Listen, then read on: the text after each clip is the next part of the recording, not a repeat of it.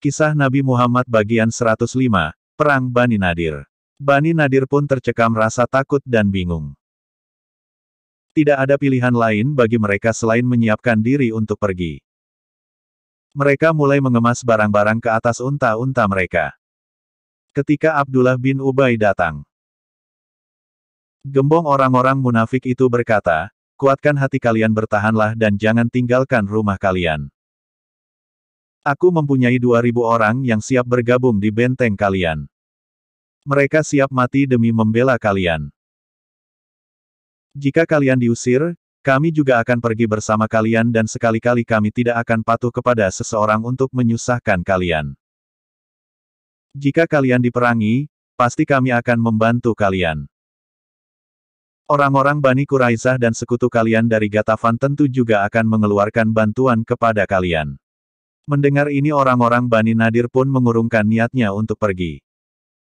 Rasa percaya diri mereka bangkit dan mereka pun siap bertempur. Tindakan Yahudi Bani Nadir adalah pelanggaran perjanjian damai dengan kaum muslimin. Dari Al-Quran disimpulkan bahwa kaum muslimin harus menyatakan perang dengan pihak yang berkhianat pada perjanjian dan kaum muslimin harus membatalkan perjanjian dengan pihak yang terlihat patuh pada perjanjian tetapi terus-menerus merongrong dan menimbulkan bahaya. Gelombang Bani Nadir terusir. Huya bin Akhtab pemimpin Bani Nadir mengirimkan utusan kepada Rasulullah untuk mengatakan, "Kami tidak akan keluar dari tempat tinggal kami, berbuatlah menurut kehendakmu." Rasulullah dan para sahabatnya bertakbir dan berangkat ke perkampungan Bani Nadir. Bendera pasukan diserahkan kepada Ali bin Abi Thalib, sedangkan pemerintahan Madinah dipercayakan kepada Ibnu Ummi Maktum. 12 malam lamanya pasukan muslim mengepung dan bertempur. Orang-orang Bani Nadir bertempur dengan gigih dari rumah ke rumah. Setiap kali sebuah rumah sudah tidak bisa dipertahankan, mereka robohkan rumah itu dan mundur ke rumah berikutnya. Namun, bantuan yang dijanjikan Abdullah bin Ubay tidak juga tiba. Untuk lebih menekan lawan, Rasulullah memerintahkan agar para sahabat menebangi dan membakar kebun-kebun kurma Bani Nadir. Orang-orang Bani Nadir memprotes keras, "Muhammad, Tuan melarang orang berbuat kerusakan. Tuan cela orang yang berbuat begitu, akan tetapi, mengapa pohon-pohon kurma kami ditebangi dan dibakar?" Kemudian turunlah firman Allah untuk menjawab kata-kata Yahudi itu. "Apa saja yang kamu tebang dari pohon kurma, milik orang-orang kafir, atau yang kamu biarkan tumbuh berdiri di atas pokoknya. Maka, semua itu, adalah dengan izin Allah, dan karena Dia hendak memberikan kehinaan kepada orang-orang fasik." Surah Al-Hasr, 59:5. Setelah itu, pertempuran tidak berlangsung lebih lama. Semangat orang-orang Yahudi pun luruh, berserakan seperti dedaunan kering. Mereka pun membuat pernyataan menyerah. "Muhammad, kami siap pergi dari Madinah." Rasulullah memberi mereka kesempatan untuk pergi dengan membawa segala harta yang dapat dimuat ke atas seekor unta. Sisanya disita kaum muslimin termasuk senjata dan perlengkapan perang sebanyak 50 baju besi dan 340 bilah pedang, menjadi milik kaum muslimin.